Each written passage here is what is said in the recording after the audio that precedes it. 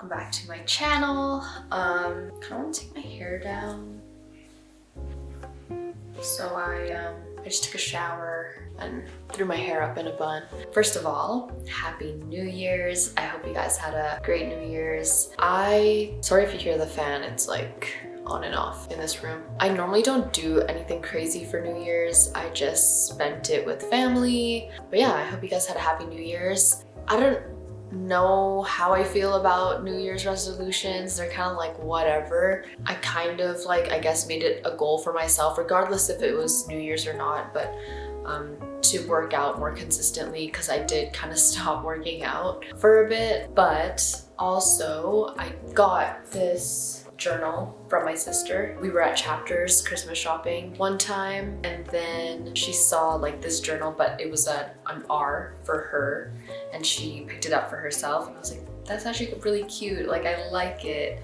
And she got it for me for Christmas. And I used to journal a lot when I was younger. I have so many journals that like I've kept, and it's just like funny to read and see how I was thinking when I was a kid. But I haven't really journaled a lot now that I'm older, and I would say like the main reason is because I just don't find the time to. But like I mentioned in, I think it was my gift ideas video, my aunt got me a 1 line a day journal so that, you know, it's like less maintenance. But I think I do want to journal more. I've journaled 3 times since I got this, and I don't just write like a little like blurb. I wrote like pages. It's so like easy to get lost in journaling. You just don't even realize how many thoughts you can put onto paper, and it just makes me feel good after I'm done writing. So I think I just need to remove like that pressure of like I need to journal every single day.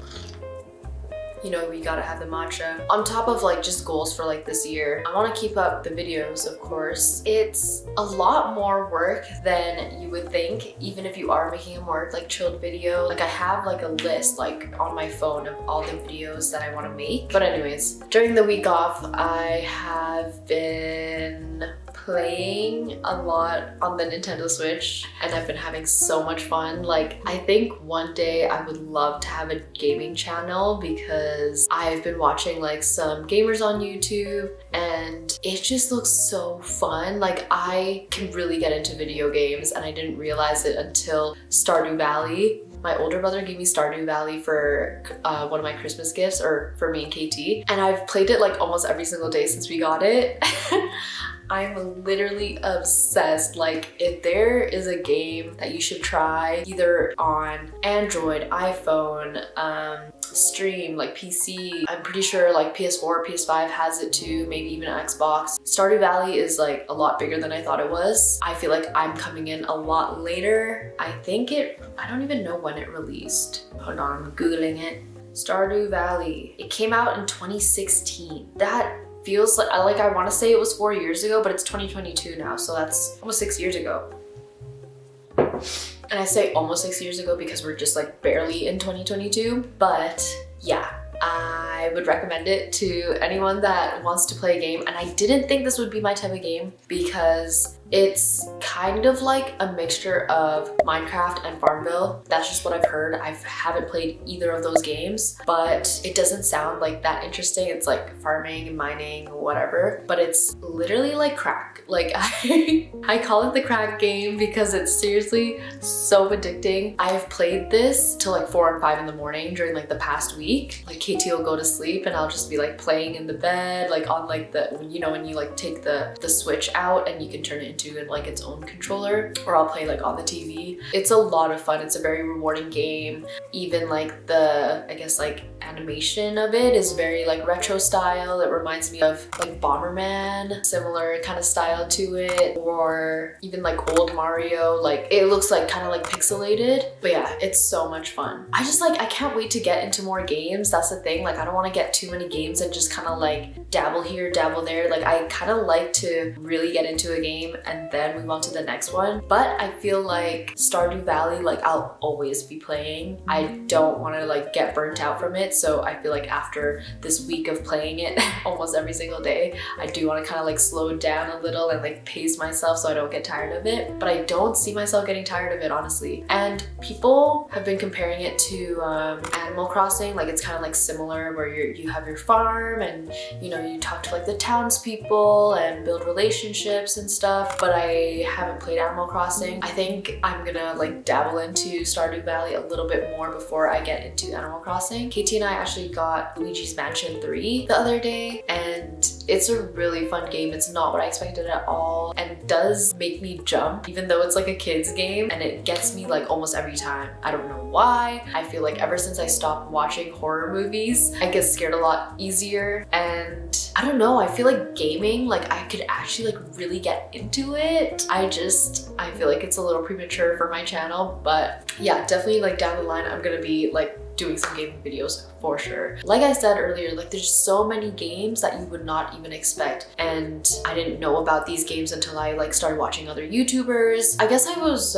raised to have like this stigma against like gaming because it's fun, but it's like, what is it doing for you financially? And so like as I've gotten older, I've kind of like hesitated to game because of that. But yo, it's so much fun. It's just like watching a TV show or going out to eat or you know, whatever makes you happy. This genuinely gives me so much joy, and that's why I definitely want to get into gaming later on, because I actually like feel so happy like playing these games, and I don't think there's anything wrong with that as long as you know like you're balanced everywhere else. I haven't been so balanced like this past week, but it's just because I was taking a little break from everything else. So honestly, if you're not into gaming, try Stardew Valley. I think if you gave it like a fair shot, like at least like got through maybe 7 days of the game, you would enjoy it. Anyways, I don't want to get too into it. I feel like I've been talking about Stardew Valley for like a while now and I need to like chill out. But like, do you see how much more excited I got about talking when it came to Stardew Valley? It's actually insane. Like I recommend it to everyone. Maybe I'm hyping it up too much though, but I do really love it. Anyways,